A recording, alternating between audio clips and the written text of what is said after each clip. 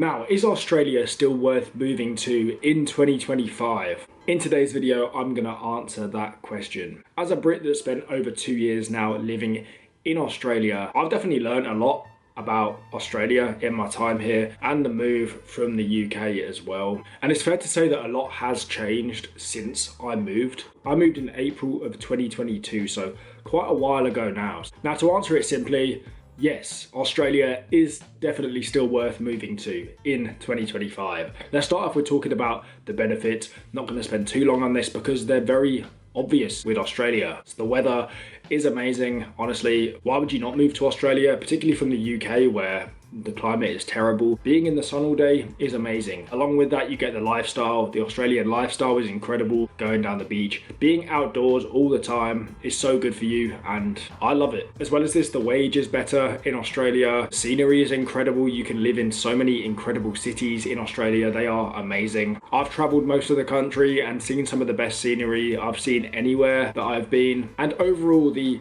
benefits of moving, personally, I think are amazing. Not just you get to live a better life, it's the self-growth, the confidence, the amount you learn, the getting out of your hometown, escaping that bubble that you lived in back home is one of the biggest reasons I encourage anyone moves to Australia. Now, I think a lot of people say that Australia is not worth moving to because of a lot of the issues that Australia might be facing. For example, the cost of living crisis, a lot of people go on about in Australia, but from my experience, I don't think this is anywhere near as bad as what it is in a country like the UK, for example. Australia do pay a much higher wage, so moving to Australia, you're not going to find the cost of living is that bad at all. That's what I've found. In the cities and stuff, yes, it's more expensive. But to be honest, I don't think it's any more expensive than what it is in the UK. If you get out to the smaller towns in Australia, the cost of living, I think, is quite cheap, considering the wage you get paid. If you can get fairly cheap rent, then you are literally laughing in Australia, because I think it's nowhere near as bad as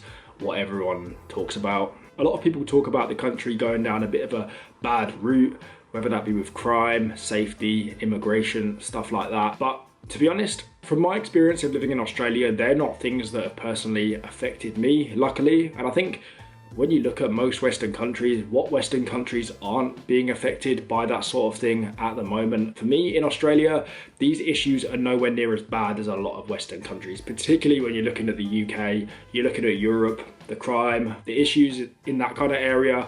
Whilst Australia maybe is facing a few issues like that, for me, it's nowhere near as bad. And for me, Australian cities are very safe, especially when you're comparing them to what they're like in Europe.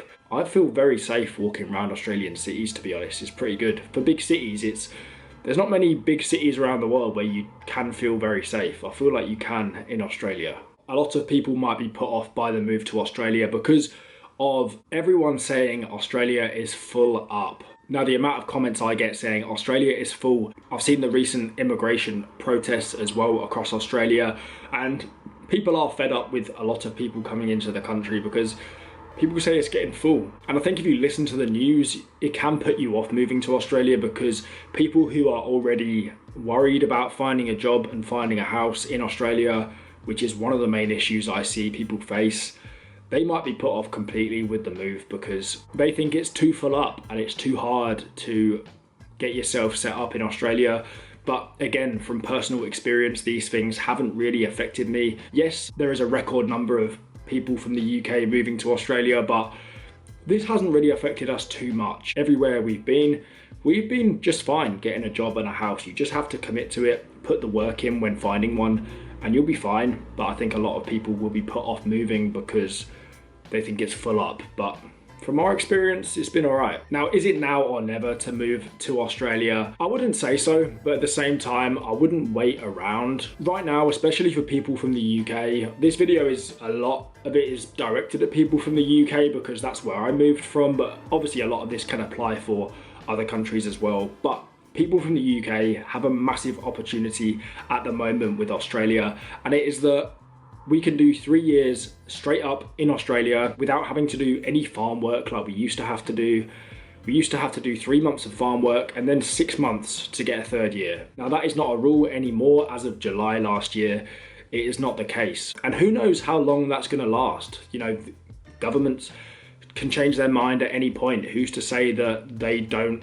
They just change the rules and just say, you know, English people can only do a year now, or they have to do farm work again because farms are short of workers. Like, who's to say that they're not just going to change their mind with something like that? And I think if you're from the UK, then I would 100% take advantage of this opportunity to go and live in Australia for 3 years, because you don't know how long it's going to last. And also with the numbers of people moving at record numbers, it will start to get full up more in the future. So I think while it's not now or never, the sooner you make the move to Australia, the better. I feel like I was in that very early crowd after COVID. I literally moved straight after we were allowed to actually move after COVID. So I was definitely one of the earlier ones after COVID.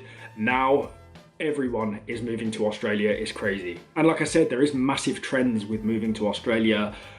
As of last year, there is record numbers of people on a working holiday visa living in Australia. So that suggests that it's definitely still worth moving here, because everyone's doing it and they're doing it for a reason. Places like the UK, people are not happy, they're bored. Not just the UK, other countries around the world. Australia definitely does offer a way better life in many ways, especially for people in their 20s. The sooner the better with this move. So they're my honest thoughts on moving to Australia in 2025. I believe it's still definitely worth doing. Who knows if it's going to be worth doing in 5-10 years. Governments can change their minds. It might not be anywhere near as easy, do you know what I mean, to make the move. Right now, it's a massive opportunity to move to Australia. It's, in my opinion, from what I'm seeing around the world, it's one of the Western countries which is still looking pretty decent, and I think you can live a good life in Australia and, from my experience, avoid most of the issues. And I know a few of you Aussies will argue with me on that, but I've lived in a lot of places around Australia and I've not really found any of the issues, particularly jobs, housing, cost of living, crime. They haven't really affected me at all, luckily. But yeah, let me know your thoughts in the comments on this one. If you do need any help moving to Australia, I have released a full Moving to Australia guide. It means that you don't have to do any research at all with moving to Australia. It has everything there, so you don't miss any important points. You don't run out of money, you don't go on the wrong visa. There's quite a lot you can get wrong, so yeah, it covers everything. So thank you for watching. I'll leave that guide at the top of the description, and I'll see you in the next video.